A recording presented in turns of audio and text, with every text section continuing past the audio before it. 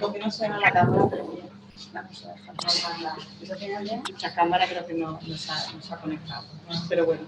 ¿Qué cámara es? Sí. Pero estamos compartiendo eso.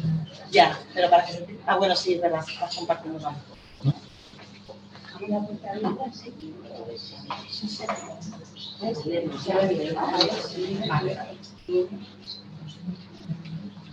Bueno, por fin creo que ya sí que podemos comenzar.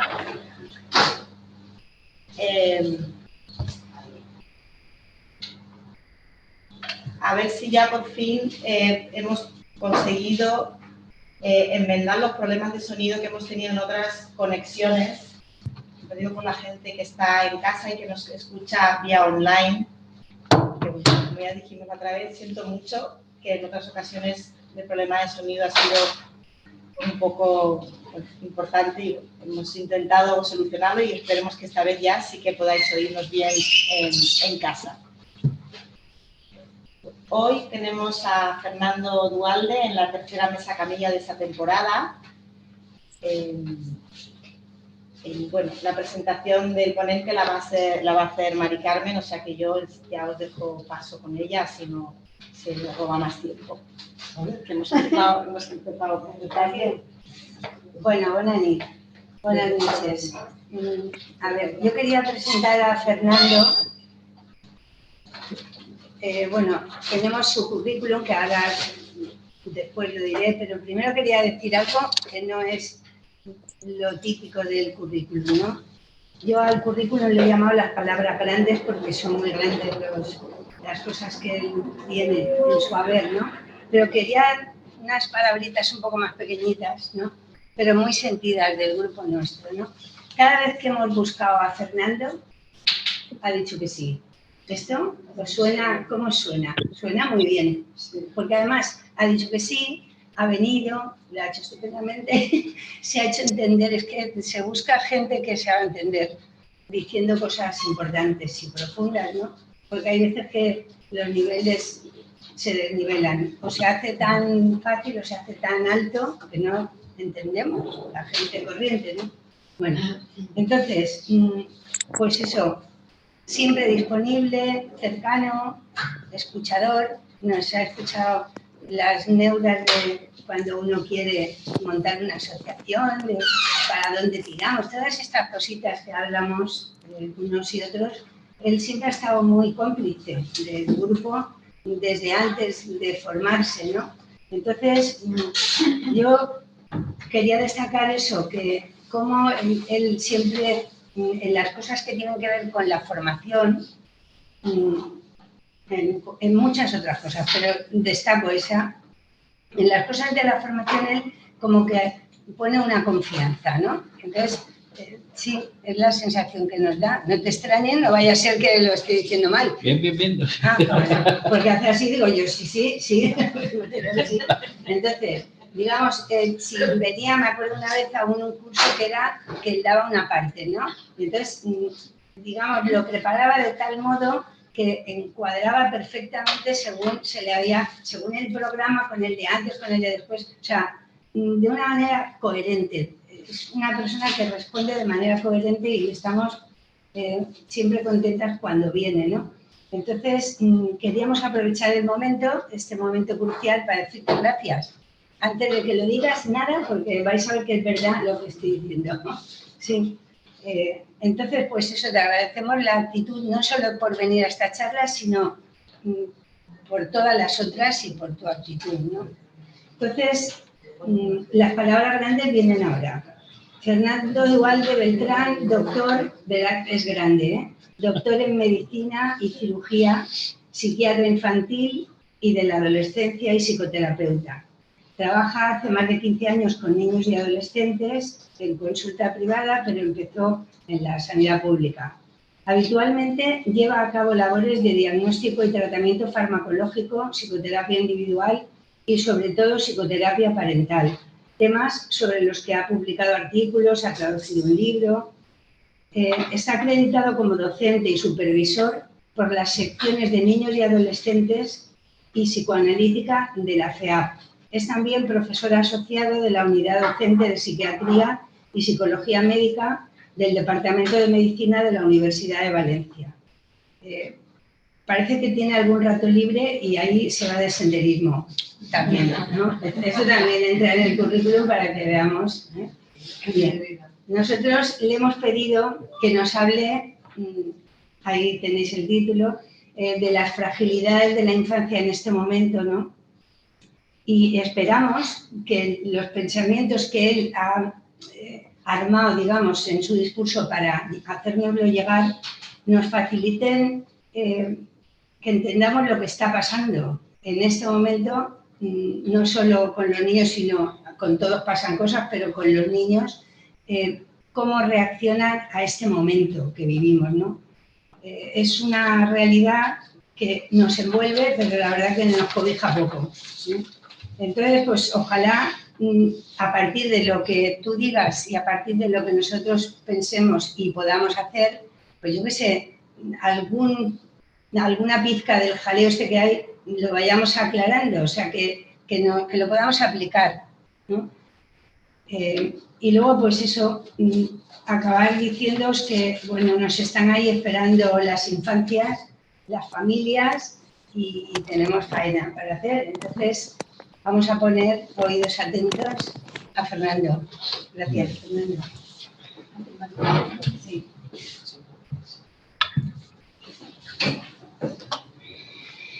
En primer lugar, agradecer las palabras tan amables y tan sentidas y cariñosas de Mari Carmen. En realidad, bueno, estamos curtidos en muchas batallas antes de que todo esto empezara, entonces es imposible no decir que no.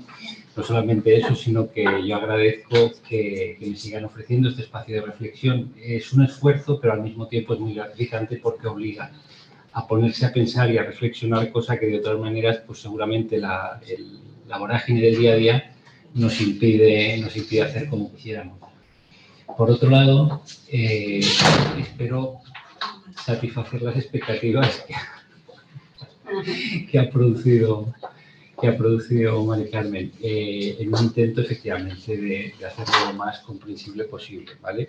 Luego creo que hay un espacio, un tiempo para el debate, sí. Entonces sentiros libres también luego de participar, no me dejéis colgado que esas cosas, esos silencios incómodos justo de cuando se acaba la conferencia, ¿vale? Por otro lado, agradeceros vuestra presencia, no solamente a las personas que estáis aquí, en su mayoría público femenino, sino también a toda la gente que se ha conectado y que muestra un interés.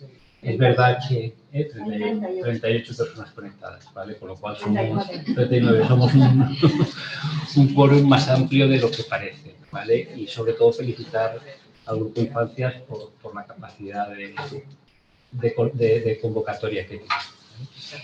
En las sesiones previas, tanto Mariela Michelena como Luisa Manubán han ido desgranando ya algunos aspectos que tienen que ver con explicar cómo nos construimos como individuos a partir del deseo de los padres y también de la influencia de cuestiones transgeneracionales. Son los procesos que van a favorecer el establecimiento de un vínculo entre el recién nacido y las personas que se encargan de cuidar. Conforme nos explican las distintas teorías del desarrollo, a ver, el texto, Infancia, no sé si luego lo distribuirá o no, ¿vale? El texto disponéis de él, creo, ¿vale? Entonces, yo voy a intentar salirme del texto, en la medida de lo posible, también un poco por no hacerlo tan denso ni tan incómodo de escuchar, ¿vale? Pero bueno, conforme explican las teorías del desarrollo, cronológicamente el individuo, el ser humano, vamos atravesando por una serie de etapas que se suceden en un orden determinado. En cada una de esas etapas, el objetivo es alcanzar una serie de competencias, bien a nivel psicomotriz, bien a nivel emocional, a nivel relacional, a nivel de maduración de los distintos aparatos y sistemas.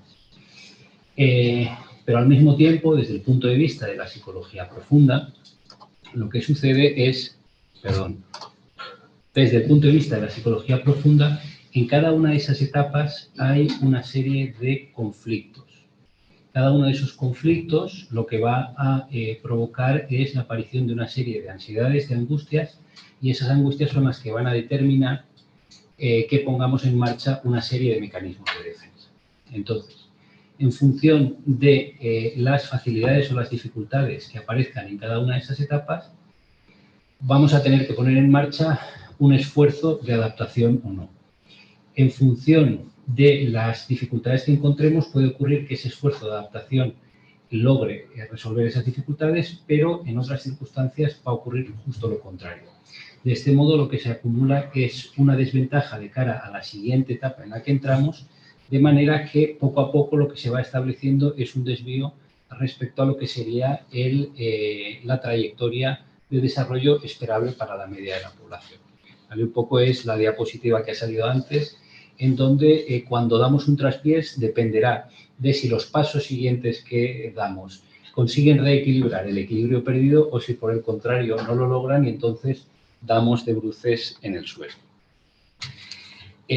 Por otro lado, entonces, hay otra de las teorías o otro de los conceptos que está muy asentado en determinadas escuelas psicológicas, que es el de las líneas del desarrollo. Básicamente, lo que describe no son solamente las competencias que hemos adquirido en términos de psicomotricidad o en términos de relación con el ambiente, sino en términos del desarrollo de nuestro propio psiquismo, de nuestro propio yo, ¿vale? Entonces, lo que describe es el interjuego que se produce entre los impulsos y las capacidades que tenemos para gestionar esos impulsos y poner pensamiento respecto a todos los acontecimientos que van ocurriendo a nuestro alrededor.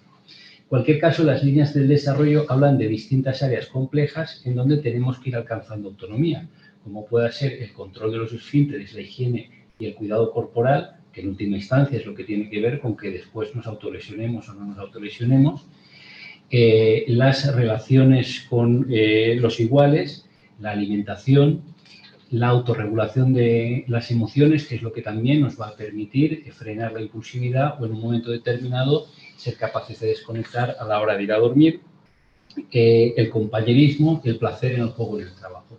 Todo esto son líneas de desarrollo que se pueden estudiar, que están muy definidas y que nos van a servir un poco para orientarnos a la hora de valorar la psicopatología.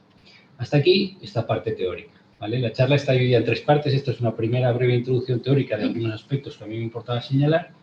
Y ahora la parte que viene es un poco la de la descripción del contexto actual en el que estamos para poder entender por qué a veces sucede lo que sucede. ¿Vale? Mi función hoy es casi más abrir preguntas que dar respuestas. Primera, porque no tengo todas las respuestas, ni muchísimo menos. Y segunda, porque creo que es más enriquecedor el poder abrir ese espacio para cuestionarse cosas. El personaje que está en pantalla es Zygmunt Bauman, que es un filósofo polaco, que es el que definió el concepto de modernidad líquida, entendiéndose por tal un poco la descripción de las características de la sociedad posmoderna actual en la que nos movemos y que es la que establece un poco las reglas de juego, sobre todo para la crianza, que es hacia donde luego derivaré un poco parte de la charla. Entonces, dentro de esa modernidad líquida, una de las características es la siguiente.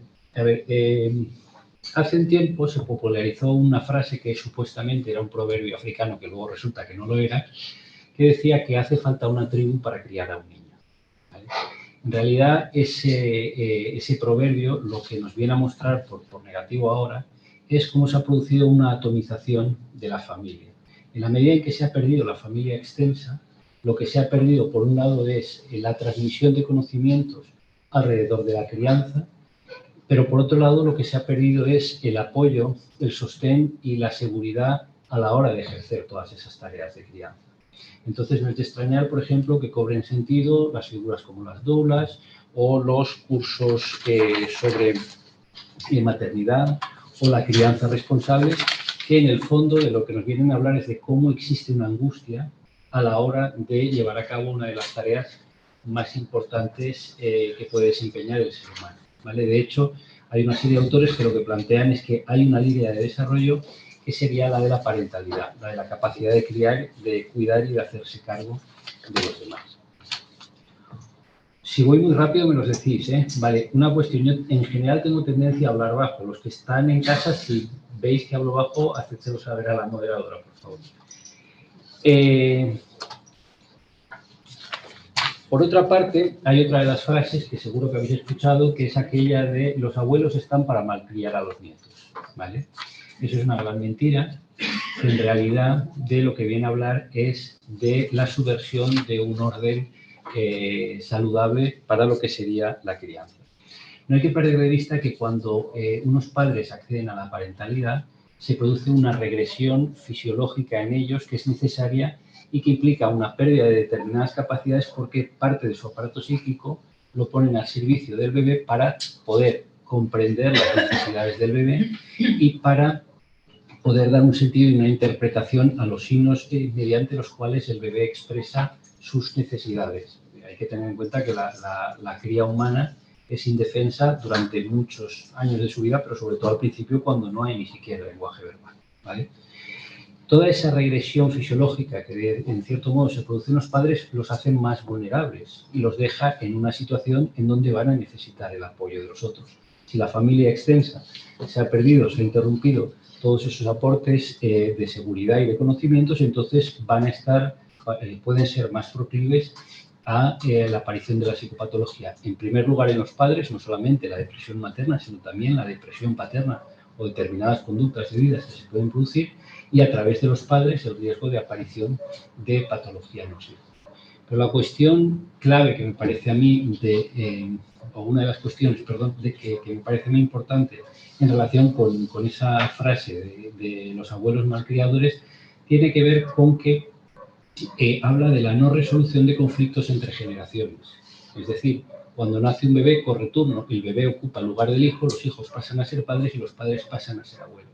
Y entonces, en todo ese tránsito, si ha habido cuestiones no resueltas entre los ahora abuelos y los nuevos padres, entonces se van a escenificar a través de la crianza y es donde van a dar lugar a la aparición también de posible patología.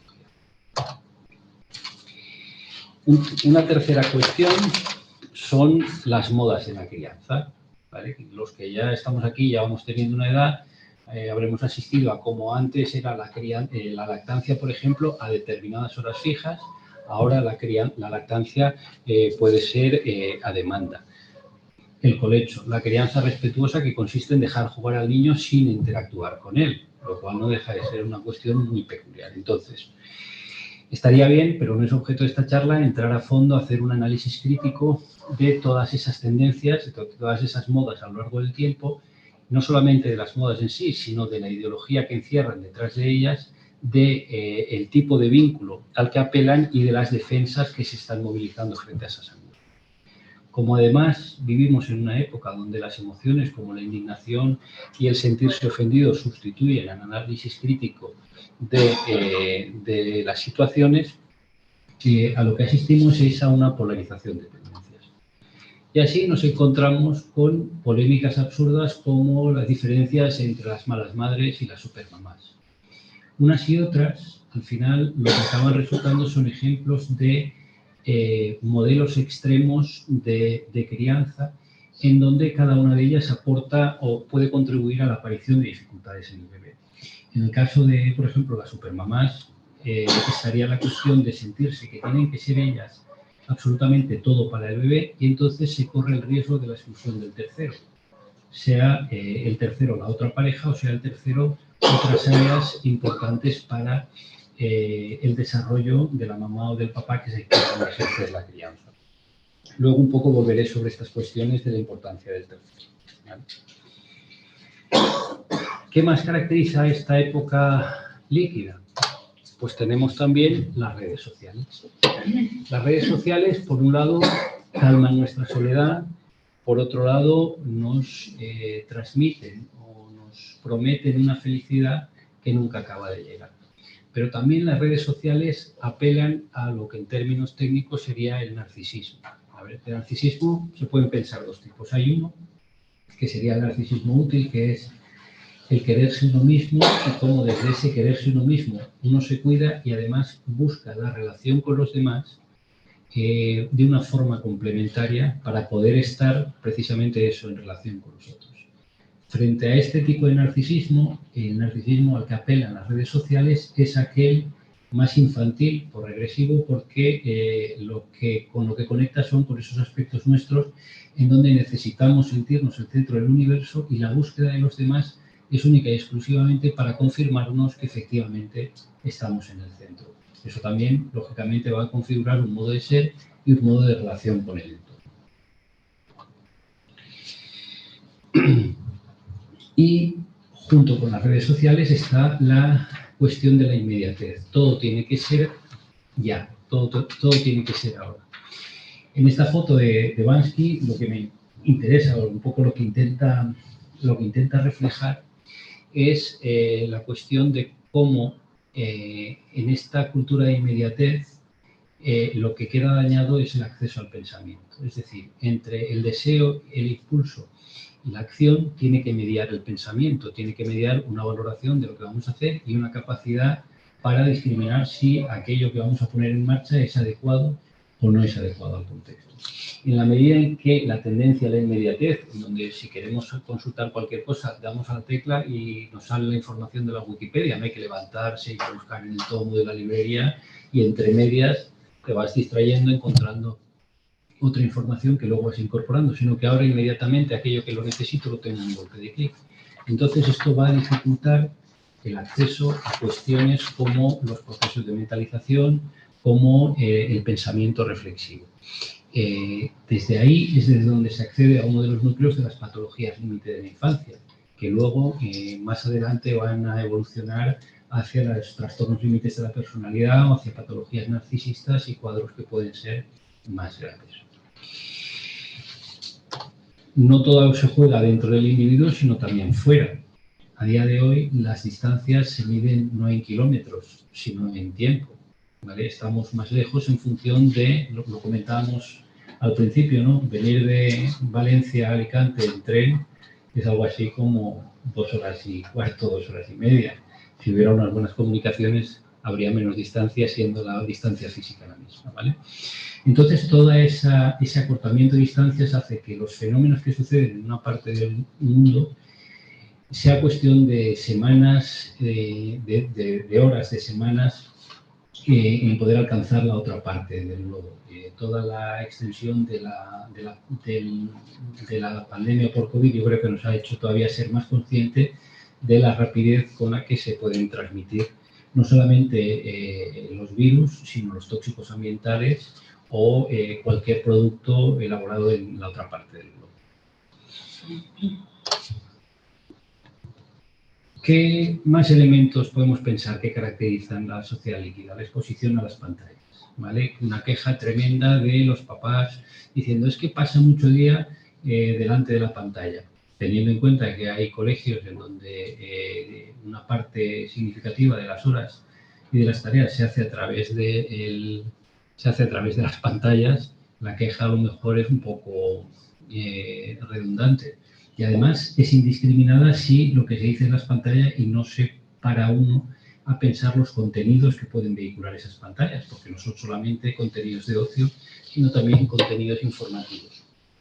Pero la cuestión de las pantallas, por lo que lo nombro aquí, es por la referencia que hacen a lo virtual.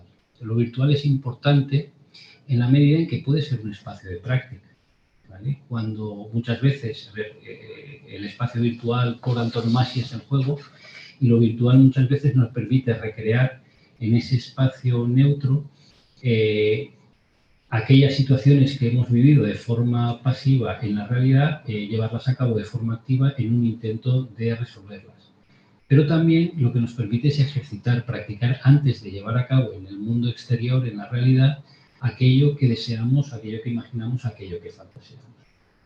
Entonces, lo que hay que entender es que si el mundo virtual es útil, no sustituye en ningún modo a la realidad, porque la realidad es mucho más rica y tiene muchos matices y tiene un alcance mucho mayor. Aunque a veces la realidad sí que parece estar sustituida por lo virtual.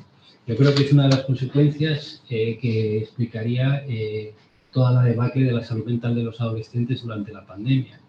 ¿En qué medida, cuánto tiempo de exposición a un medio en donde hay filtros, en donde hay trucos, en donde hay modificaciones y en donde uno no está presente en ese espacio para poder contrastar si lo que nos están mostrando es auténtico o es una ficción, una transformación de esa realidad? En función de la solidez con la que hemos podido trazar y nos han ayudado a trazar los límites entre realidad o fantasía, nos dejaremos llevar más por esa cuestión de la imagen que aparece a través de las redes sociales. Hay ahí también otro elemento importante que tiene que ver con que las redes sociales es el escaparate en donde nosotros nos mostramos. Es una cuestión más de generación y, de hecho, distintas generaciones emplean redes sociales diferentes, pero lo que parece que está en juego es la necesidad de mostrarse al exterior y de mostrar una buena imagen de unos mismos. En general, una imagen que va a conectar más con ideales que con la realidad de lo que normalmente somos. No solemos colgar una foto mostrando lo desaliñados que nos hemos levantado esa mañana o el mal cuerpo que tenemos después de una noche de farra. Vale. Y una última cosa que no podemos olvidar tampoco es la manera en la que se transmite la información. Hay una tendencia a hablar de manera sensacionalista de cualquier cuestión que pueda ser mínimamente importante. En ocasiones se hace con una finalidad de amedrentar, como el tema recurrente de las abejas asesinas que cada X veranos ocupa los noticiarios, pero en otras ocasiones lo tenemos de forma más permanente, como esa manera tan peculiar de transmitir los peligros del cambio climático de una forma tremendamente sensacional. Entonces, con todos estos elementos, y seguramente muchos otros más, que entre todos podemos pensar, con todos estos elementos tenemos que construirnos como individuos o tenemos que ayudar a los niños que traemos a este mundo a que se puedan construir como individuos y hacer frente a las angustias que representa una labor tan importante como es la crianza. Entonces, ¿qué podría salir mal?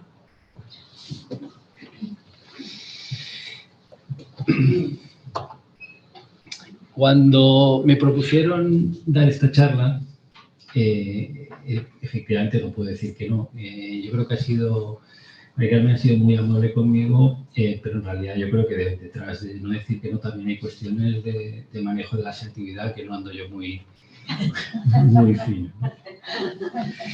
Entonces, como se habían venido un poco arriba, les dije que, de acuerdo, podía venir, pero que acortaran un poco el tema de la charla que tenéis ahí, el tema original, porque básicamente lo que planteaban era que hiciera un repaso de toda la psicopatología del niño y del adolescente. Entonces había que hablar del narcisismo, del vínculo, del establecimiento de las relaciones objetales, de la capacidad de autorregulación, de la capacidad de mentalización, ¿vale? Merche, que es una compañera con la que he compartido una buena parte del desarrollo, lo que dice es: tú di que sí a todo y luego habla de lo que quieras.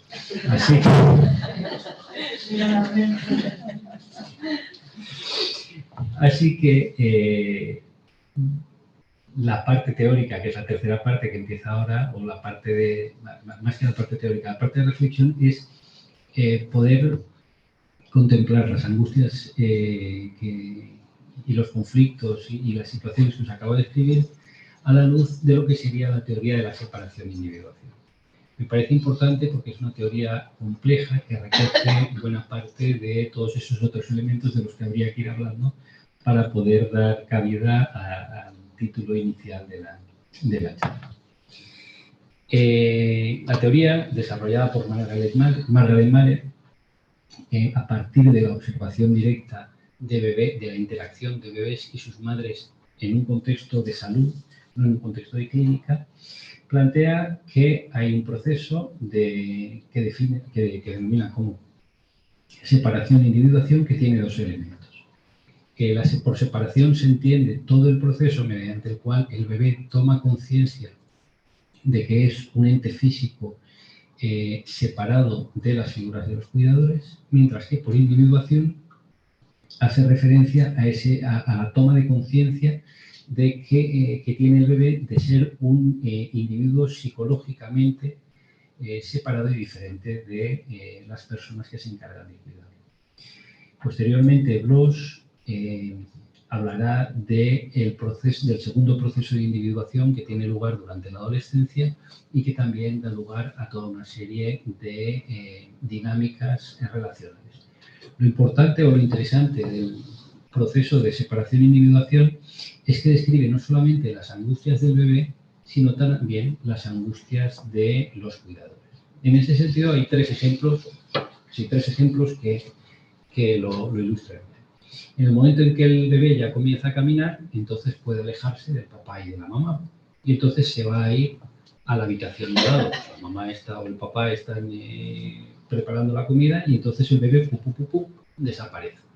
En un momento determinado, los papás no escuchan los ruidos familiares que normalmente asocian a cuando el bebé está separado. En función de lo tranquilos o intranquilos que se queden, seguirán facilitando, ¿no?, la exploración del bebé. Pueden ir a por él y reñirle porque te has separado del papá o de la mamá y eso no está bien, te puede pasar algo si te separas del papá o de la mamá, ¿vale? La parte del bebé sería en ese momento en donde, explorando el mundo, se tropieza con algo imprevisto y entonces necesita volver al papá y a la mamá, tocarles físicamente, lo que en valenciano se llama tocar mare. Los ingleses luego lo definen con otro término, pero el término valenciano yo creo que es muy ilustrativo. Se tranquiliza y desde esa tranquilidad puede de nuevo salir a explorar el mundo. Si pensamos en entre los 10 y los 12 años, que es la edad en la que los niños empiezan a ir solos al cole, la serie de fantasías que se despiertan en los padres de si su hijo o su hija será capaz de llevar el camino que toque ir al cole, de no hablar con extraños, de no meterse en líos, etcétera, etcétera. Un poquito más adelante, los padres con lo que se van a encontrar es con la puerta cerrada de la habitación del hijo adolescente y todas las fantasías despiertas respecto a qué estar haciendo y generalmente ninguna es buena. Y un poquito más adelante, cuando se despiertan todas las fantasías de los padres, cuando el hijo se retrasa 3/4 de hora respecto a la hora convenida de llegar a casa en sus primeras salidas nocturnas, ¿vale? Entonces, el proceso de separación e individuación, entre otras cosas, habla de todo eso, de todas las angustias que se movilizan ahí y de los mecanismos que se ponen en marcha para hacerles ver. Una parte importante del trabajo que yo hago y las horas que dedico a la semana tiene que ver con trabajo parental, tiene que ver precisamente con trabajar estos aspectos. En este sentido, lo que está en riesgo es que en función de cómo gestionen los padres las angustias, van a actuar facilitando una parte importante del desarrollo del niño o por el contrario lo van a limitar y lo van a dejar en una situación de dependencia. Porque al fin y al cabo, ¿de qué manera enseñamos a los niños a tolerar la separación? Es decir, en la prensa la generación de hoy día es la generación de cristal, ¿vale? A mí me parece una denominación injusta porque supone hacerlos responsables de la vulnerabilidad que se pueda percibir en ellos, en lugar de entender que quizá han sido ellos los que han tenido que pagar el pato del intento de los padres de la generación X por querer hacer las cosas bien. No hay que perder de vista que hay una serie de áreas en la vida de las personas que son las que determinan nuestra autoestima. Entonces, una de ellas es cómo funcionamos como hijos con respecto a nuestros padres, otra es cómo nos desempeñamos en la vida en pareja, otra es cómo nos desempeñamos en el trabajo y en el momento que accedemos a la parentalidad, cómo nos desempeñamos como padres. De manera que la función parental pasa a convertirse en una fuente nueva de autoestima. Lo que ocurre es que esa fuente nueva de autoestima va a entrar en conflicto con las demás fuentes de autoestima. Si se consigue integrar bien, si se consigue armonizar bien, entonces puede ser un proceso enriquecedor. Pero cuando no se logra esa integración, entonces es cuando puede dar lugar a conflictos.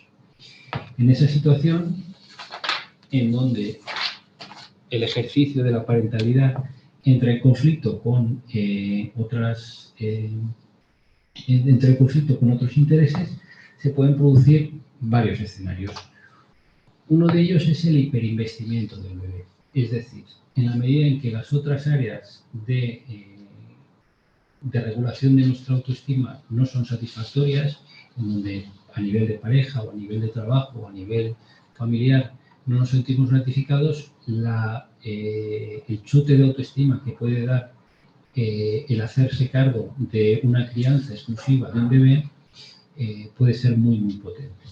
En ese sentido, habría que pensar qué sucede con el colecho o qué sucede con la lactancia que se prolonga más allá de lo que sería una edad razonable o más allá de haber cumplido las necesidades alimentarias del bebé.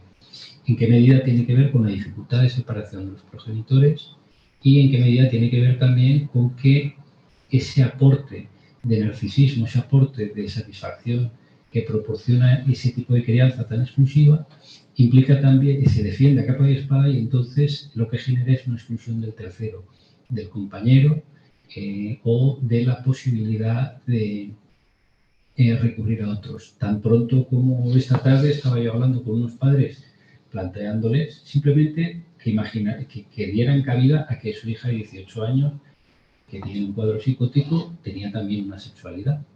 Y todas las fantasías alrededor de la inquietud que les podía producir esa sexualidad, en donde ni siquiera consideraban que la ayuda de la compañera que trabaja en planificación familiar podía ser de utilidad para abrir esa parte de acceso a la sexualidad que, por otro lado, la chica también, por lo que describían los padres, había ido descubriendo. ¿Vale? Otro de los escenarios es el desinvestimiento, es decir, en la medida en que la crianza es una tarea complicada, angustiosa y sacrificada como pocas, y en ocasiones poco gratificante, en lugar de dedicar la atención que el bebé requiere, se dedica la atención a esas otras áreas que sí que le proporcionan a uno una satisfacción significativa. Esto muchas veces es lo que va a dar lugar a conductas de retracción en el bebé, con un grado muy variable, que van desde dolor somático, cuadros de ansiedad, hasta episodios depresivos y funcionamientos autísticos que corren el riesgo de establecerse de manera permanente cuando inicialmente pueden ser cuadros transitorios. Toda esta situación que estoy describiendo y que en el fondo de lo que habla es de la dificultad de los padres de poder separarse de los hijos, también compromete otro proceso que es el del desarrollo, que es el ejercer lo que se llama el mecanismo de parasitación. Cuando el bebé está dentro del útero de la mamá, está en una situación muy peculiar, donde está a oscuras, con una temperatura más o menos constante, suspendido en un líquido que amortigua los efectos de la gravedad, con los ruidos también amortiguados y con sus necesidades fisiológicas satisfechas de una forma automática. Toda esta situación se pierde en el momento en que vienen al mundo.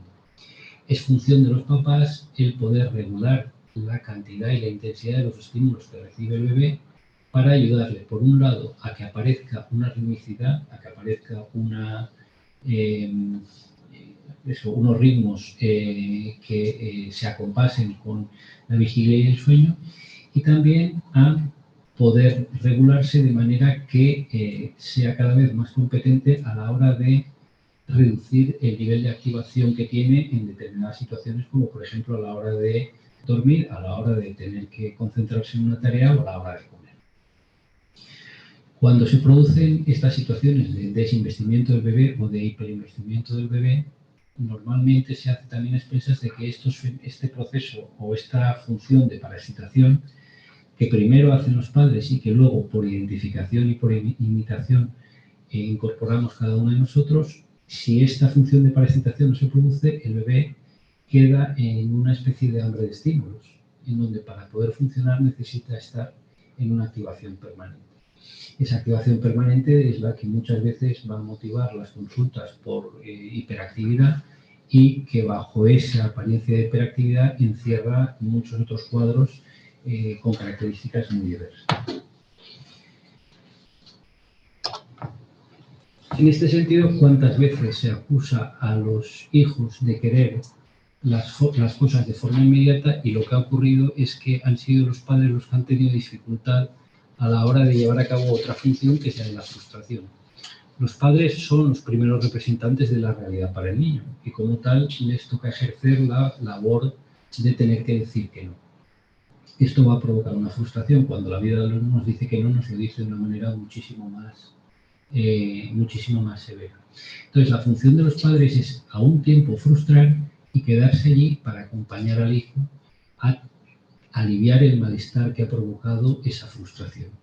Entonces, ¿en qué medida ese proceso de separación e individuación también de lo que nos está hablando es de cómo somos capaces de gestionar esa frustración?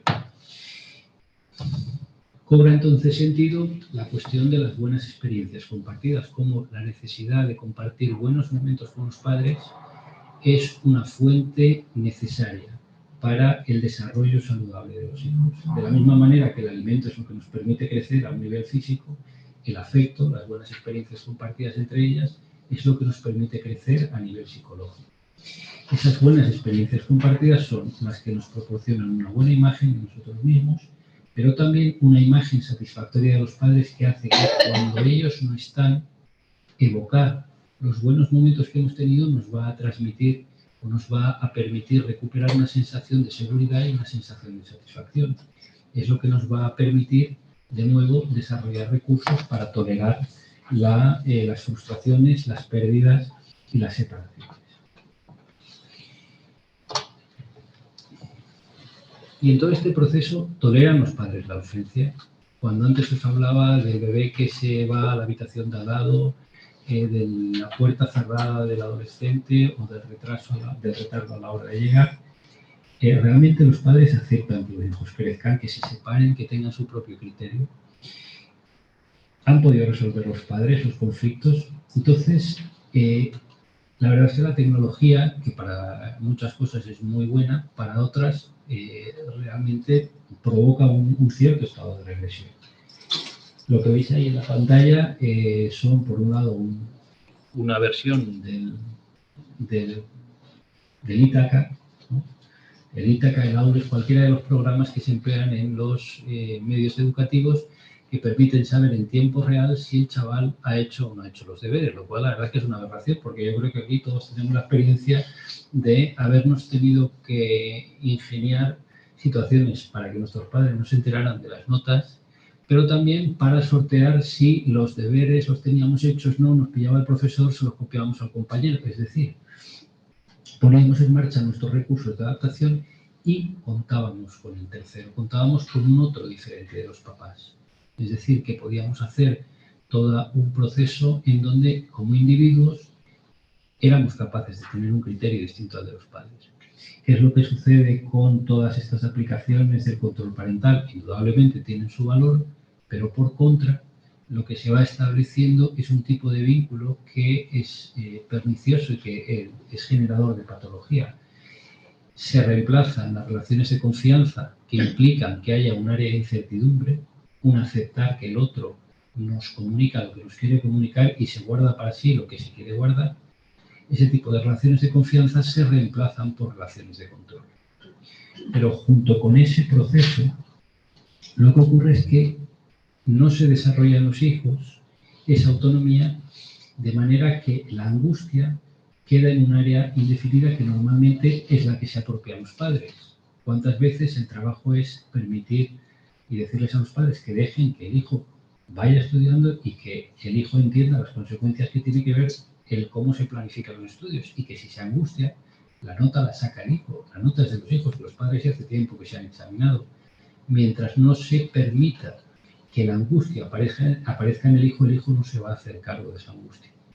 Y por lo tanto no va a poner en marcha todos esos mecanismos encaminados a contener esa angustia. No se trata de, hijo mío, ahí te las apañarás, yo te abandono, ¿vale?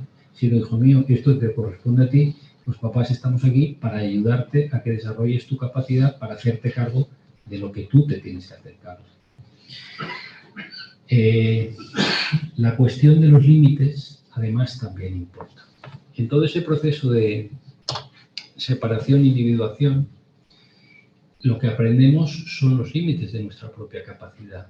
Aprendemos también los límites del mundo en que estamos, aprendemos cómo hay una zona de confort, una zona de seguridad, más allá de la cual necesitamos pedir ayuda, necesitamos recurrir al otro. Hoy día, ya sea desde la lógica capitalista, desde el discurso feminista que niega la diferencia o desde el discurso queer que es tremendamente ambiguo, lo que se hace es negar el límite que tiene la propia potencia y abogar por la omnipotencia. De esta manera no podemos elaborar los duelos.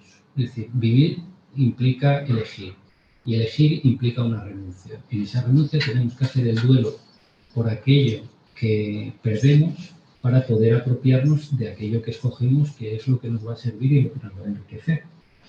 Hoy día ese proceso está tremendamente dificultado, apoyado además por la técnica. Podríamos pensar cómo todas las técnicas de reproducción asistida alimentan una parte de esa omnipotencia y donde la maternidad, en lugar de la maternidad, no, el acceso a la parentalidad, perdón, se vive como un derecho y no como una variable fisiológica, o como todas las cuestiones en torno al cambio de sexo tienen que ver con la dificultad de poder elaborar una identidad dentro de un cuerpo sexuado, dentro de una determinada configuración anatómica. Lo que está en juego en última instancia es el poder responder a la pregunta de quiénes somos, de cómo hemos configurado nuestra identidad.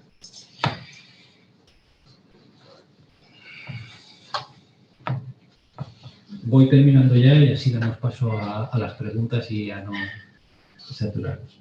Como nos recuerda la biología, forma parte de las características de los seres vivos la adaptación.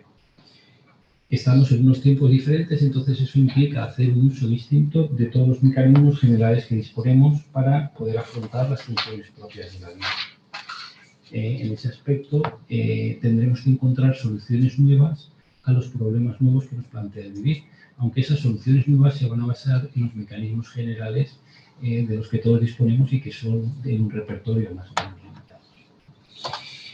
Por otra parte, sufrimos por los mismos conflictos que sufríamos antes. No parece que haya nuevas formas, nuevos modos de enfermar psíquico, pero sí las condiciones en las que estamos. Seguramente lo que ocurre es que las circunstancias que nos rodean hace que nos volvamos más vulnerables o que seguramente tengamos que poner en marcha mecanismos de adaptación de forma más precoz que lo hacíamos antes. Entonces, una de las soluciones va a ser siempre la patología. Y la patología es así, se expresará de forma diferente en función de los tiempos. Es común ahora encontrar cómo los cortes en los antebrazos, en los muslos, son una forma frecuente de expresión en los adolescentes de hoy en día, cuando tiempo atrás era algo extremadamente raro, poco frecuente y casi confinado a población carcelaria. Otra de las soluciones será el equilibrio y con él la salud. Porque resulta que un mundo sin conflicto es una utopía. Vivir implica conflicto y los conflictos van a implicar necesariamente angustia.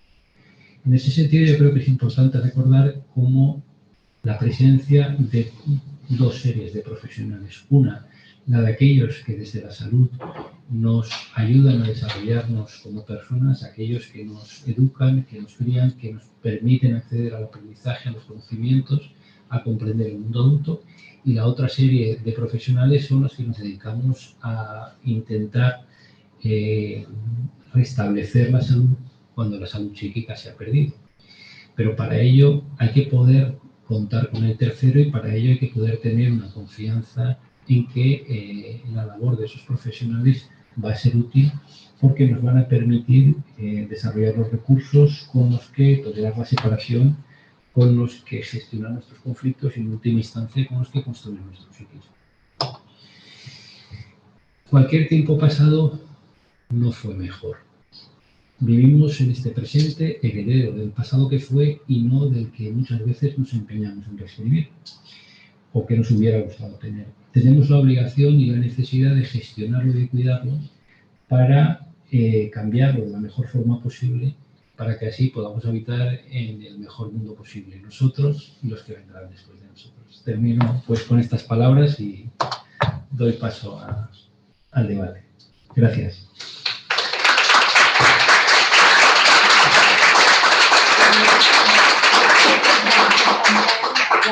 ¿Has dejado de compartir pantalla? Todavía no.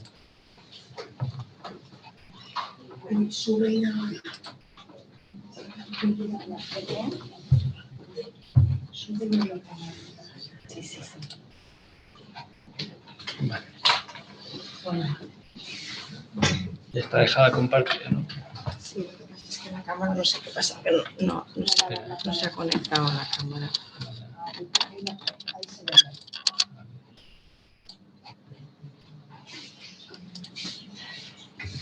Bueno, aquí, como ya os había dicho, un aluvión de ideas que nos ponen a pensar, a ver, ¿por dónde os va el discurso mental?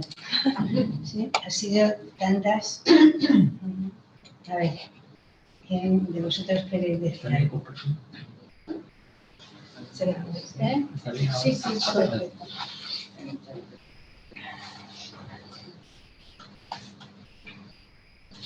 Nos has dejado pensativos. Sí.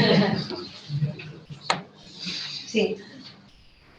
Es verdad que yo tengo dos adolescentes y siempre... Perdona un momento, Cari, ¿le puedes llevar el micro? No, yo me lo conto. Ah, vale, pues, Bueno, pues ellos siempre han esperado la gratificación, han tenido paciencia, en fin, ¿no? Pero es verdad que con las redes sociales ahora mismo, pues, lo quieren todo inmediato, hasta que les abra la puerta ya. Digo que yo no soy el móvil, que yo no te puedo abrir la puerta ya. Y también lo que yo veo es que han perdido el poder de enseñamiento, ¿no? De poder estar como yo estaba muchas veces mirando a la pared, ¿no? Y poder reflexionar algo que te ha pasado.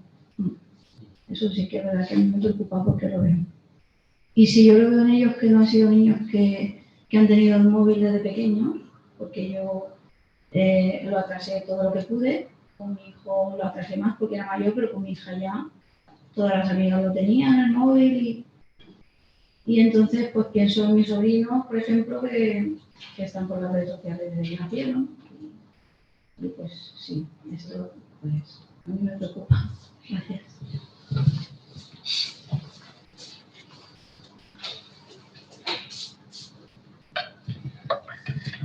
Hace 13 días, 12 días, ¿vale? En una sesión con padres, precisamente, una de las cosas que surgía era eso, ¿no? Entonces la madre, adecuadamente, lo que decía es que claro, el móvil es una ventana al mundo, efectivamente. Las pantallas son una ventana al mundo, entonces lo que está en juego no es la pantalla, lo que está en juego es cómo equipar a los hijos a que se enfrenten al mundo, ¿vale? Entonces yo creo que muchas veces se pone quizá demasiado el foco en el móvil y lo que no se está pudiendo poner el foco es en la angustia que hay detrás, que es si somos capaces de ir dotando a los hijos del criterio suficiente para poder saber distinguir lo que es útil, lo que no es útil, lo que es beneficioso para ellos, lo que no es beneficioso para ellos y de alguna forma se puedan defender, es decir, que se defiendan del señor que les puede dar sospechosamente caramelos por la calle como del señor que sospechosamente entabla amistad con ellos a través de un foro de cualquier juego. Pero luego también es verdad que el funcionamiento de las pantallas cognitivamente y a otros niveles logra una serie de desarrollos y de habilidades que de otra manera no se conseguirían. Y también es verdad que yo creo que tenemos tendencia a demonizar el uso del móvil que hacen los adolescentes cuando los mayores hacemos también un uso significativo. En uno de tantos documentales que hacen sobre el uso a favor o en contra de los móviles, el dato es de ahora unos 10 años, ¿vale? Pero el perfil medio del jugador era mujer de entre 40 y 50 años, ama de casa que jugaba al Candy Crush. Y ese era el perfil más frecuente de usuario de juegos, ¿vale? Sin embargo, no es esa la percepción que tenemos. Habría que ver si esos datos se siguen replicando, ¿no? Pero en el fondo yo creo que de lo que estamos hablando es efectivamente de cómo tenemos que quizá dotar más precozmente a los hijos de recursos para poder gestionar las necesidades con las que se van a enfrentar.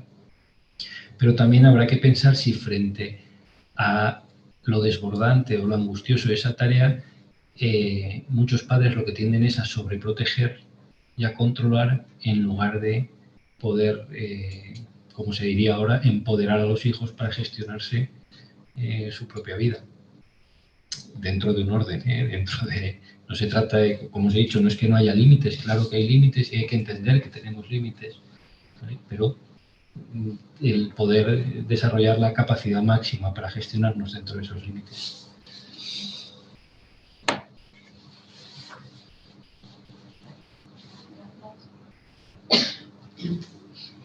A ver, Tere Rey quiere hablar. Por ejemplo, Sí. espera. Hola. ¿Quién tiene que dar el...? Hola. Pero tiene el micro abierto, puede hablar. No. Tere, cuando quiera. Hola, buenas noches. Tengo el micrófono abierto. Ah, mira, somos dos a la vez. Entonces, vale. Dale, Tere. Dale, voy.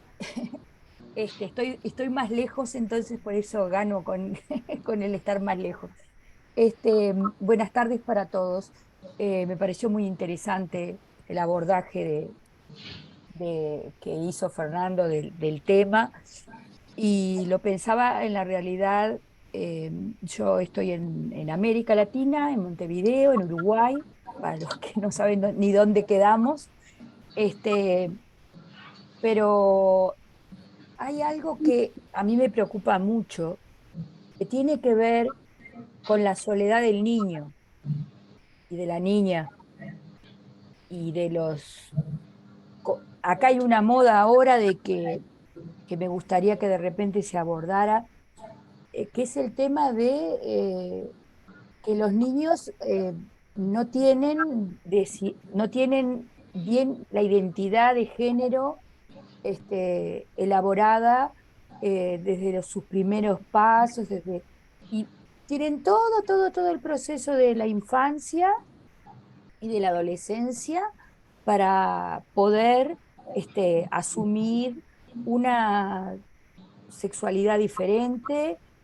Y ese tema está muy en debate, entonces como que los padres los veo muy confundidos por un lado con ese tema, ¿no? Como que se aborda poco y complejiza mucho hoy en día las relaciones de los niños y las niñas en, en la escuela, en el cole, en lo que es los ámbitos de relación de los niños. Y por otra parte, veo muy sola a los niños porque los padres, eh, al menos acá en Uruguay es así, en general demoran mucho su maternidad o su paternidad por hacer otras cosas. Son la mayoría de determinado nivel, son padres después de los 30 y pico de años, y allí se les ocurre, estaría bueno tener 1 o 2 o 3 hijos. Y pero tengo que seguir haciendo lo que tengo que hacer porque necesito tener determinado estatus, ganar determinado dinero y, y bueno, y el niño está solo, porque hay todo cosas más urgentes. Busco quien satisfaga las necesidades vitales y las afectivas, y no hay abuelos que acompañen porque también los abuelos les ha llegado el tiempo de vivir su edad de retiro, y eso es lo que me preocupa muchísimo. No hay quien acompañe en el maternaje a esto y en el ejercicio de la paternidad a estos padres que ya no son tan jóvenes y que en realidad ni hablemos de frustrar, ¿no? No, eso se deja para que la maestra le diga que no. Mirá que yo le voy a decir que tú no comiste a la maestra. ¿Y la maestra qué tiene que ver?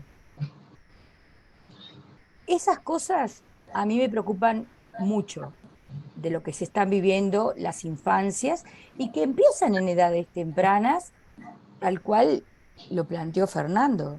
O sea, yo he trabajado toda mi vida con niños pequeños, muy pequeños, y, y este problema es muy acuciante, se ven berrinches por todos lados y pataletas y déjalo que ya se le va a pasar.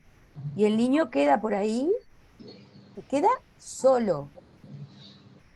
Y esa soledad a mí me conmueve. Va por ahí el comentario, no sé si es de interés, es apropiado para la pregunta, para esto que se está comentando, pero en realidad a mí me despertó esto, ¿no? Pensar en este niño que no tiene ni padre ni madre efectivamente presente. Gracias. Gracias, Eri, por el comentario. Efectivamente, toda esa cuestión de la soledad seguramente está en la base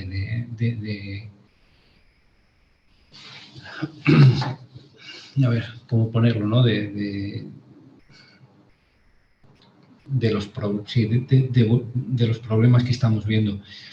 Estaba intentando, me quedo así pensativo porque lo que estaba intentando es poderlo integrar con que efectivamente hay una dificultad de los padres de poder acceder a ese registro que tiene que ver con la capacidad de criar, ¿vale? Es decir, con tolerar las frustraciones, con tolerar lo ingrato que es muchas veces una tarea que es repetitiva, que al principio puede tener un poco de gracia, pero que desde luego no mantiene en el tiempo toda esa promesa de satisfacer un narcisismo que nos proporciona los primeros cuidados del bebé, ¿no? Creo que es un tema, el de la soledad, que efectivamente yo creo que quizás no lo debería haber destacado más, ¿no? Porque es una consecuencia y al mismo tiempo es una consecuencia del mundo en el que vivimos y una causa luego de una parte de la patología. Respecto a lo que tú has planteado del tema de la identidad de género, es tremendamente amplio como para poder abordarlo aquí.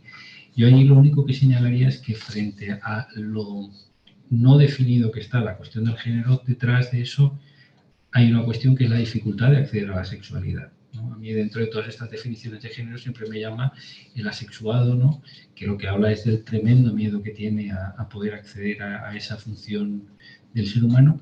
Y luego el otro fenómeno que se está viviendo, ¿no? Que frente a esa supuesta laxitud que hay en torno a las cuestiones de la sexualidad, lo que están apareciendo es la polarización hacia el otro lado de posturas muy marcadas y muy poco tolerantes. Yo creo que lo vemos en política, pero lo vemos también a nivel social, en el funcionamiento. Y entonces resulta que los jóvenes apenas tienen espacios entre los que poder definirse, porque hay dos extremos muy marcados y una área intermedia en donde creo que apenas les van quedando referencias.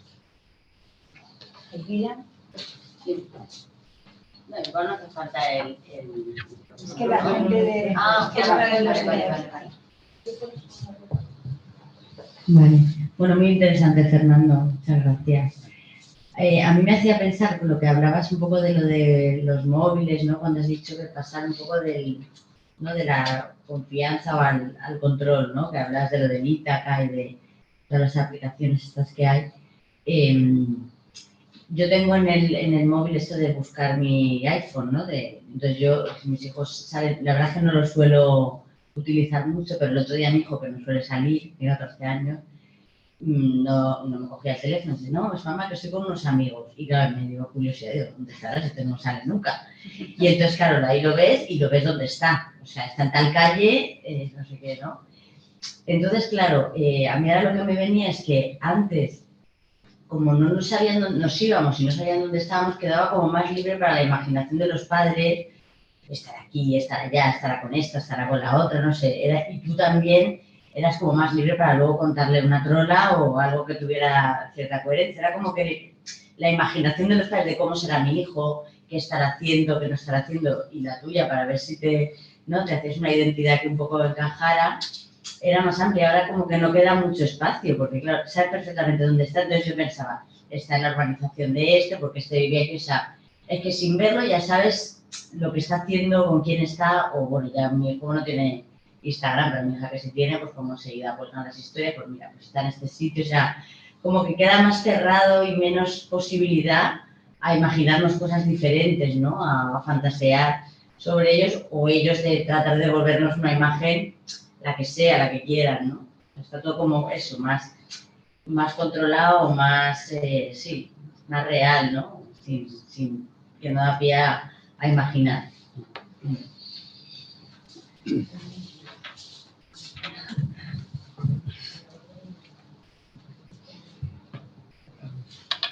Es interesante con unos matices. A ver, si sabes, o sea, lo que sabes es dónde está el móvil, no dónde está tu teléfono.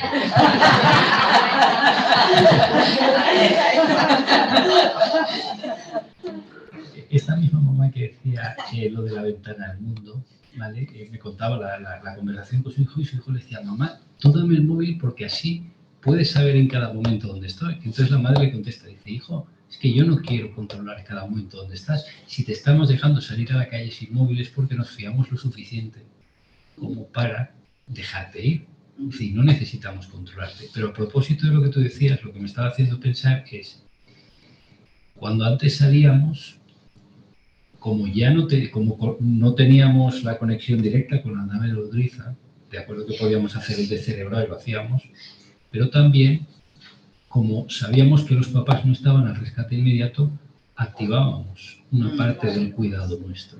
Cosa que ahora, como está siempre ese comodín en la mano de mis papás van a saber dónde están, mágicamente creyendo que nos van a resolver los problemas, entonces yo creo que perdemos capacidad, o los chavales pierden capacidad de poner en marcha el autocuidado.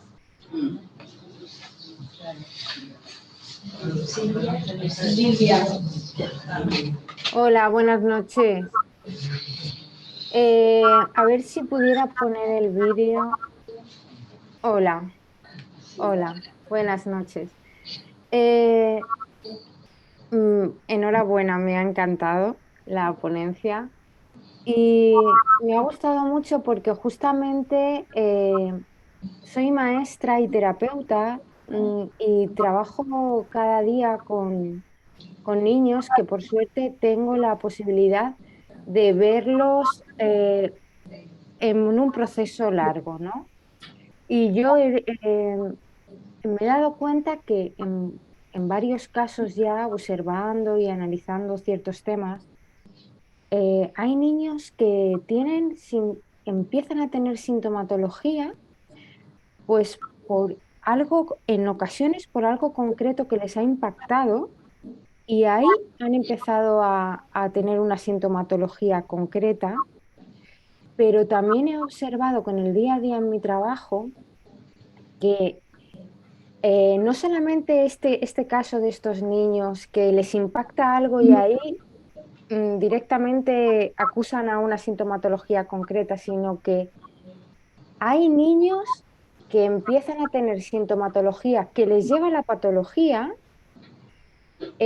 por no tener las suficientes herramientas, digamos, para de forma continuada resolver todas las desavenencias de las que has hablado, ¿no?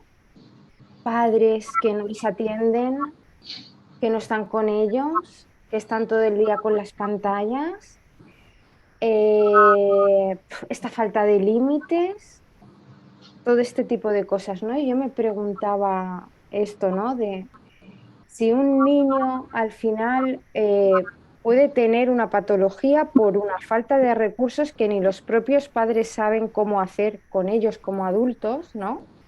Y cómo va a enseñar un padre a un hijo, digamos, a descifrar todos los conflictos que le van ocurriendo a lo largo de la vida, en su desarrollo, ¿no? Eh, no sé, es algo que se me repite, que veo continuamente en un montón de familias diferentes, familias que me preguntan por cosas muy básicas, ¿no? Como lo que hemos hablado aquí de no saber cómo alimentar a mi hijo, tener muy pocas horas al día para tener un contacto real con ellos profundo. Eh, pues todo lo que hemos hablado, todo lo que has dicho, ¿no? Pantallas, prisas, rapidez, inmediatez, cambiar el verdadero cariño por lo superfluo de una compra rápida de un juguete.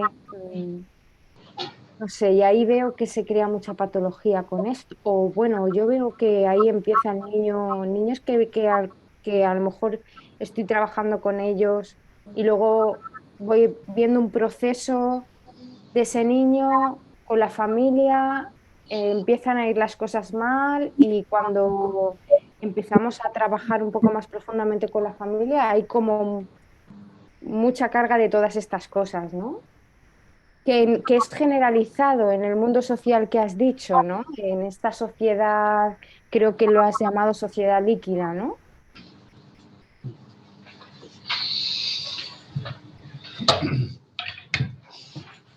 A ver, tú por un lado hablas de lo que en algunos términos no se podría pensar como la teoría del trauma, ¿no? Donde hay un desarrollo y entonces a partir de un suceso impactante eso desborda la capacidad de afrontamiento de la media de los individuos y pueden aparecer los síntomas. Y lo otro que sería la parte de, de lo carencial quizá, ¿vale? En esa, de la misma manera que es un mundo mucho más incierto, mucho más líquido, con cosas menos definidas, eso también afecta a los padres, que carecen de modelos en los que fijarse.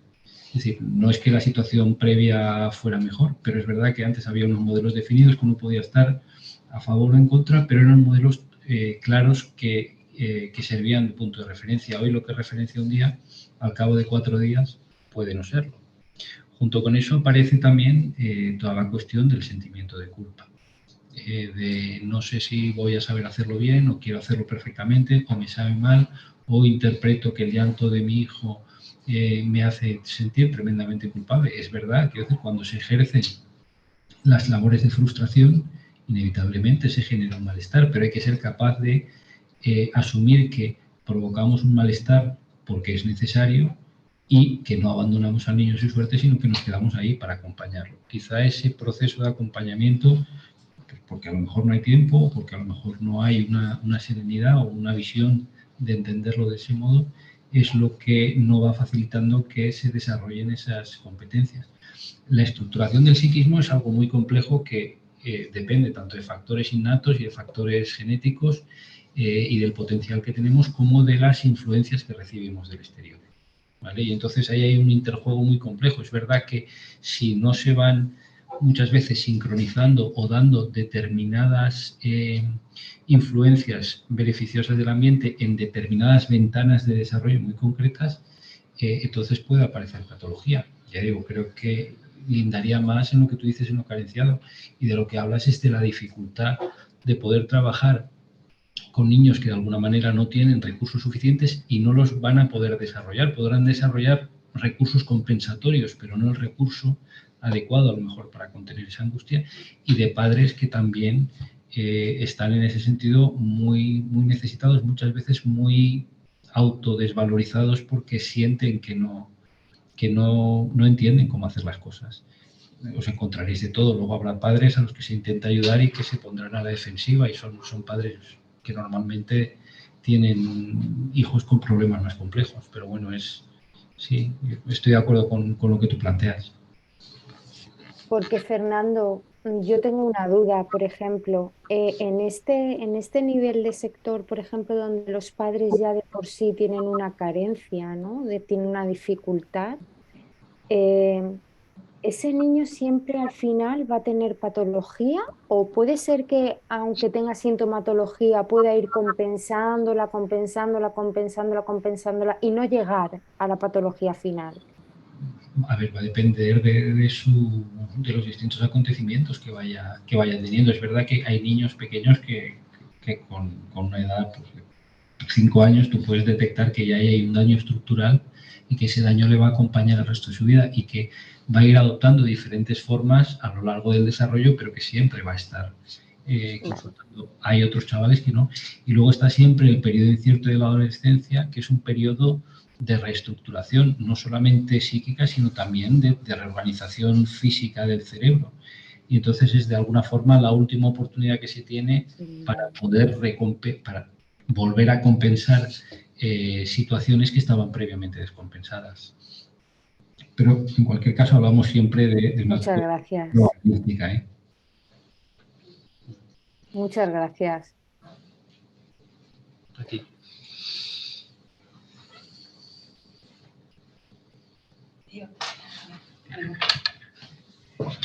Yo me he quedado pensando en lo del conflicto, que antes lo has nombrado tú como inevitable, porque va con el curso de la vida o así, algo así has dicho, ¿no? Entonces me he quedado pensando cómo, seguramente también porque a mí me toca el ala ese tema, ¿no? Porque me cuesta a mí también, ¿no? Veo que allá donde quiera que voy, se evita el conflicto. Yo la primera, no voy a decirlo así como a los demás, no, yo también, ¿no? Entonces, hay veces que se enfollonan las cosas muchísimo más por evitarlo, por no decirlo, por no hablar claro, cada vez se va haciendo más gordo, ¿no? Y no sé, me da la sensación de que,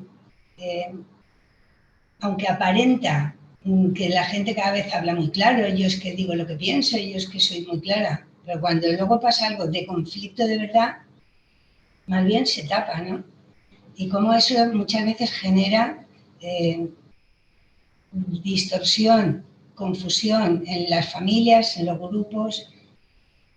Por ejemplo, en el tema este que todo el rato estamos aludiendo de la frustración, que cuesta tanto, es como que el conflicto o la frustración o las cosas feas, por decirlo así, ¿no? Son las cosas molestosas, las cosas que uno le gustaría no vivir.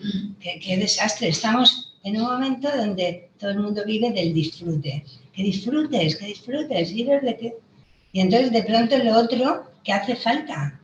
El conflicto porque viene, pero la frustración o la pones o se la haces ver al niño o lo haces polvo, porque lo dejas él solo con todos sus impulsos y apáñatelas, lo dejas en la soledad que decía antes Tere, ¿no? O sea, entonces, en este momento tan del disfrute y del jolgorio y del narciso, de pronto el conflicto y la frustración no pegan. Entonces, ¿cómo hacer para que se integre eso? Yo qué sé. No sé. No me lo pone fácil, ¿eh?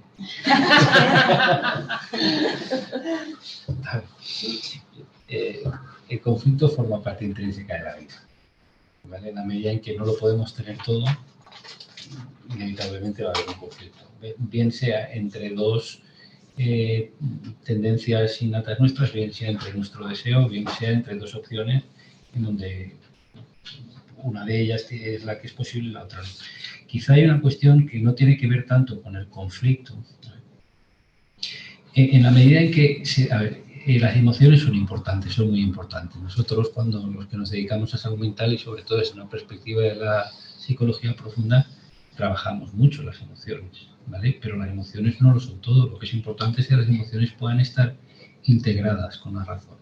Entonces, ¿en qué medida los conflictos hoy día es la expresión de lo mal que estoy, esta es mi emoción, yo no sé qué, ¿vale? Y sin embargo, a lo que no se apela o a lo que se renuncia es al empleo de la razón, es decir, a poder reflexionar, a poder pensar, ¿vale?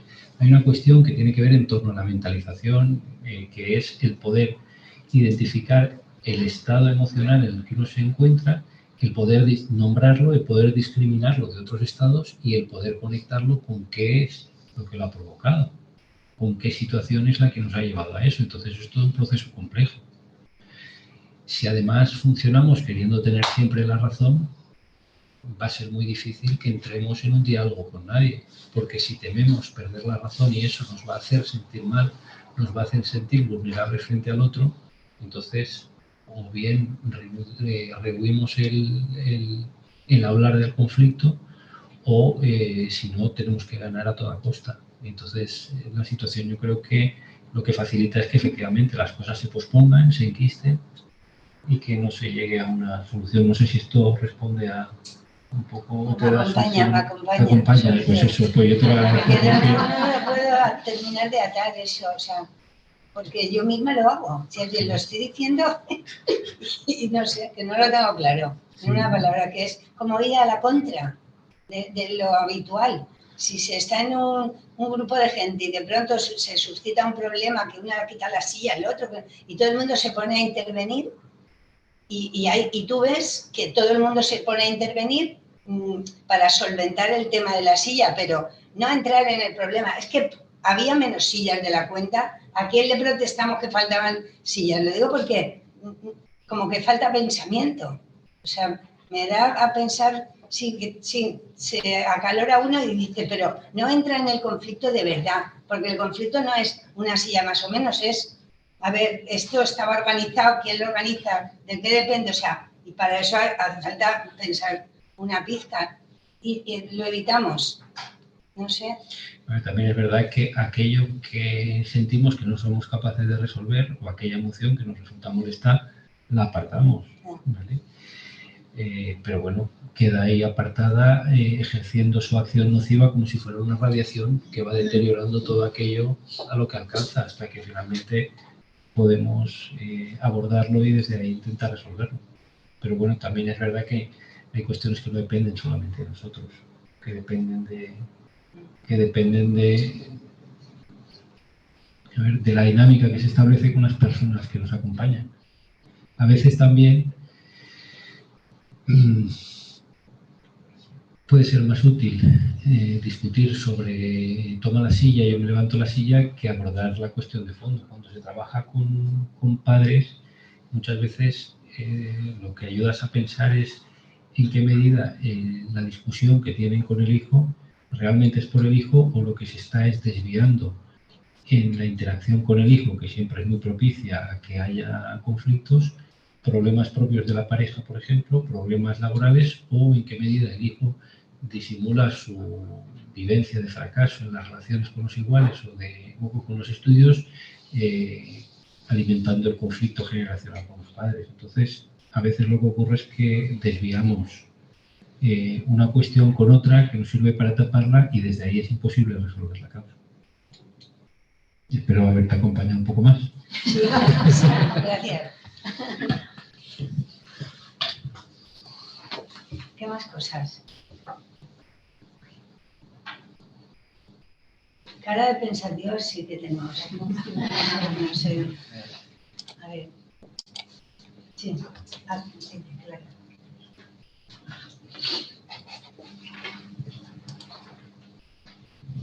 Yo estaba pensando con esto que estabais diciendo, lo complicado que es trabajar, o al menos a mí se me está haciendo muy duro, quizá porque también me veo contagiada de esta inmediatez, de resolver, no sé. Pero claro, este poder pararse a pensar cuando toda la demanda viene con rapidez, de resolver rápido, con la dificultad de tolerar esa angustia que estabas diciendo antes, ¿no? De lo que supone, pues lo que he hecho, lo que no he hecho, o cómo me siento porque a mi hijo le pasa algo. El poder dar tiempo, como que es muy fácil que... Yo tengo la impresión ahora que los procesos se interrumpen antes, que es difícil llevar un tratamiento a término, ¿no? Más o menos profundo. Y yo personalmente me estoy desanimando bastante con esto, ¿no? Entonces, no sé, es una reflexión, no sé si es una pregunta o si tú ves esto o le ves una luz, porque yo le estoy viendo esto un matiz muy complicado, ¿no? Y también como que yo experimento como esta brecha generacional, ¿no? Como que hay cosas ahora que antes me era más fácil a ver, tengo que hacer un sobreesfuerzo, a ver, ¿qué le está pasando a esta persona? Tiene sus razones para estar así, como que tengo que hacer un trabajo extra porque si no me sale enfado, que antes no me pasaba, ¿no? Con estas cosas de la forma de funcionar ahora, me resulta mucho más complicado. Entonces no sé cómo lo ves o qué es algo que puedes aportar con respecto a esto.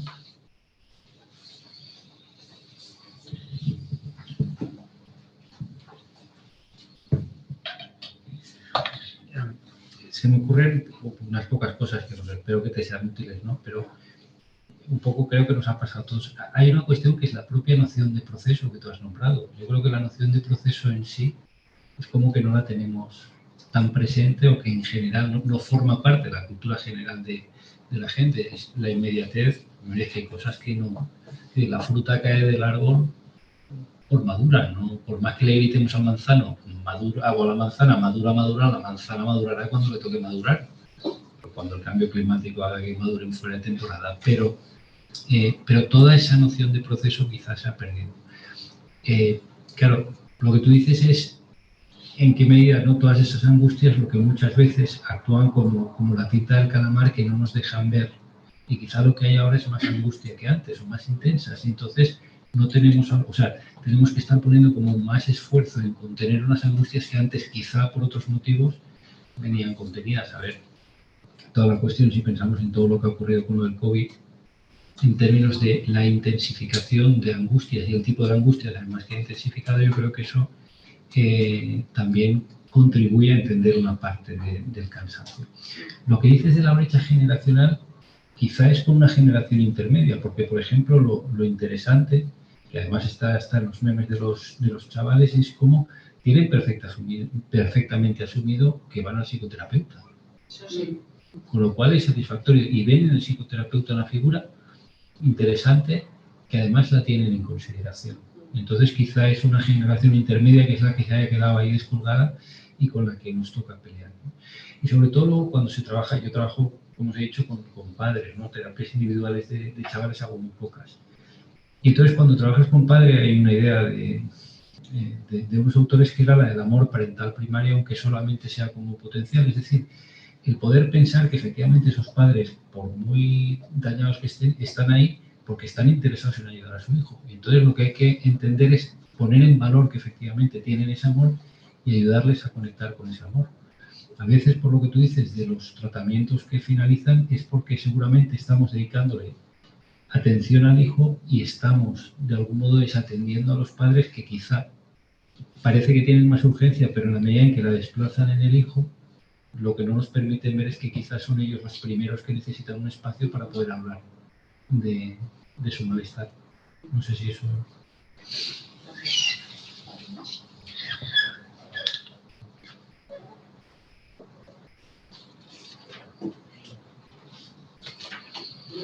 María,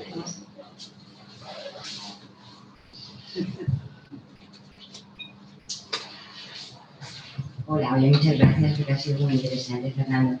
Yo, uniendo a algo que tú has dicho, lo que veo y también trabajamos también con familias es que a lo mejor he estado siempre, y yo lo he descubierto hace no mucho, es lo que yo veo en las mamás, sobre todo, que son las que más acuden, es un deseo de hijo, un deseo de tener un hijo, en algunos casos incluso un hijo determinado, una fantasía de hijo que va a llegar, y una omisión o no una toma de conciencia de lo que eso implica, ¿no? El deseo de la maternidad, ¿no?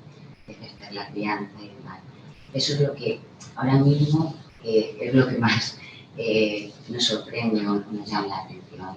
Sí que vemos un deseo de hijo, familias que han pasado por procesos durísimos de tratamientos de fertilidad, y cuando llega el hijo, ¿no? Como que hay un vacío o no ha habido una conciencia de lo que eso implicaba, ¿no?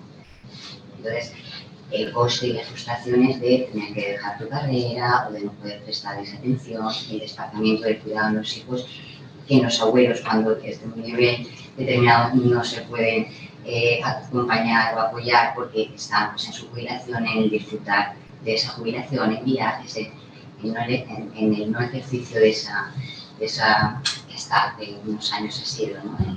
El acompañar como abuelo. Que tú también en tu relato me ha resonado también. Sí.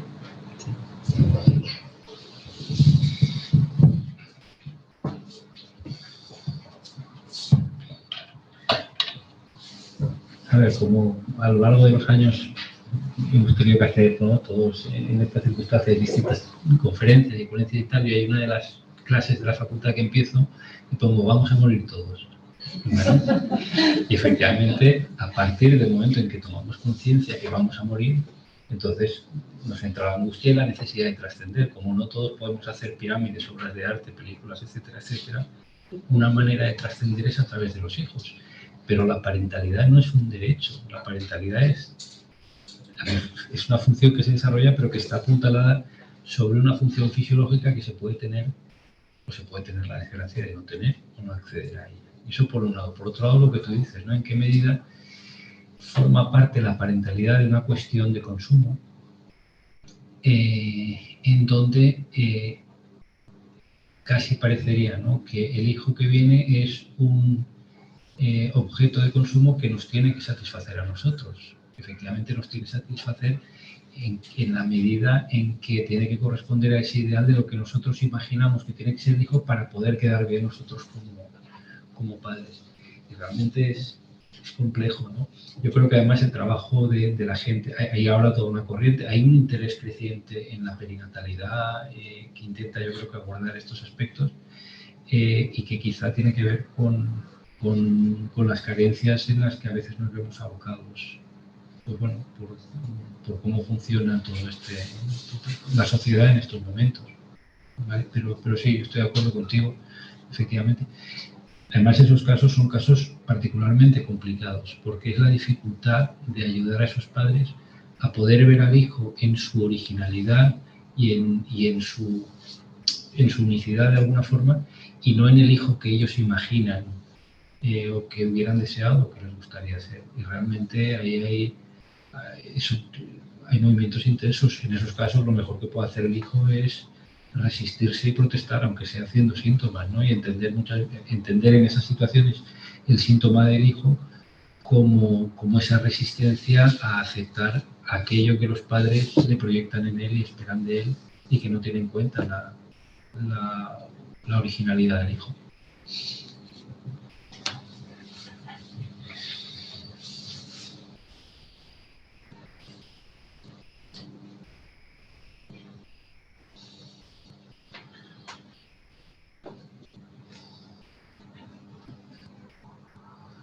Por aquí no, por aquí no. Aquí dan las gracias, gente que ya se ha ido, muy interesante. Ah, mira, ahora, Sara, ¿sí? Sara, cuando quiera.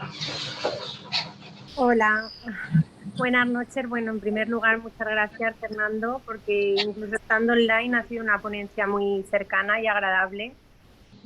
Y bueno, a mí me estaba resonando un poco en la línea de lo que decíais muchos, que esto lo planteo como profesional y también como madre, ¿no? Que a veces se confunde esa frustración de los niños tan necesaria como lo que estaba diciendo Mari Carmen, en que veo que a algunos padres nos cuesta diferenciarla de la propia frustración, ¿no? Lo que decíamos de las proyecciones.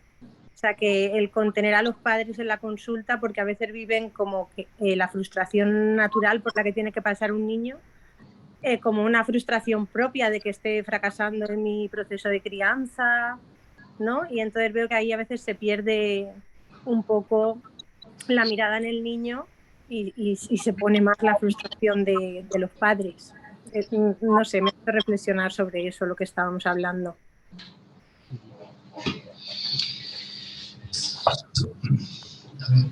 Quizá también a veces es la posibilidad de tolerar la incertidumbre, ¿no? Como la frustración es porque las cosas no salen como esperamos y porque quizá lo que no toleramos es dejar que el hijo haga todo un recorrido y ver hacia dónde le lleva ese recorrido, ¿no? Es quizá la necesidad de obtener un resultado concreto, un resultado inmediato, quizá porque hay una necesidad de los padres de tranquilizarse, de sentirse ellos seguros, de sentir que lo están haciendo bien. Entonces, efectivamente, la frustración de los hijos es vivida como un indicador de que algo no estarán haciendo bien, algo no está saliendo como estaba previsto, algo no está saliendo como debería de haber salido, ¿no? Entonces, el poder trabajar alrededor de esos aspectos es importante. También el temor a que si le frustro, entonces mi hijo va a dejar de quererme o va a poder querer más a otra persona en lugar de quererme a mí. Quizá es poder, o sea, hay veces que el trabajo es ayudarles a que vean cómo permaneciendo con el hijo en la frustración sin invadirlo, ¿vale? Sabiendo que están disponibles, dejando un espacio al hijo, pero con la posibilidad luego de hablar y de volver a pensar con un clima emocional más calmado de lo que ha ocurrido, cómo lo que aparece en el hijo es la gratitud de aquel que se siente comprendido, respetado y acompañado, ¿no? Entonces, muchas veces es ayudarles a que encuentren ese tipo de ejemplos para ver cómo efectivamente es todo una secuencia en donde parece que se quedan solamente en el momento inicial, que es el de la frustración, y olvidan o no tienen acceso al resto de la secuencia.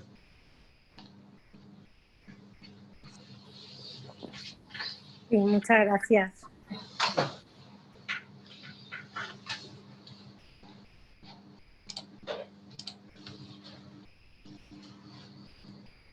Da tiempo para una pregunta más.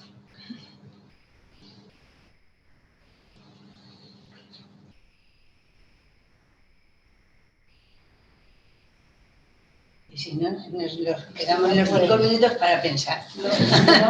Si no nos vamos, aquí nos echan enseguida. Nos van a echar enseguida. A ver, yo agradeceros de verdad este espacio. A ver, todo este proceso, ¿no? De preparar la charla, de hacer lo posible por memorizarla sin tener que leerla, ¿no? Y de hacerla comprensible. El otro día la comentaba en casa y mi mujer lo que me decía es: Fernando, no se entiende nada, ¿no? En el sentido de que quedaba todo como muy serio, ¿no? Y es verdad que hay que poder hacerlo accesible, pero todo este proceso de preparación y de compartirlo con vosotros y de lo que vosotros aportáis desde vuestras preguntas y de vuestra reflexión, para mí es tremendamente útil. Porque claro, de estar sentado aquí hace que te coloquen en una posición de experto y bueno, aquí la experiencia la tenemos todos, en el sentido de que todos tenemos nuestro trabajo, tenemos nuestras vivencias, tenemos nuestro propio recorrido, ¿no? Quizá el hecho de sentarse aquí y hablar delante de todo el mundo es simplemente un accidente, ¿vale? Entonces yo os agradezco de veras también vuestro interés, vuestro pensamiento, ¿no? Que a mí también me hacen reflexionar y para mí también es enriquecedor. Muchísimas gracias.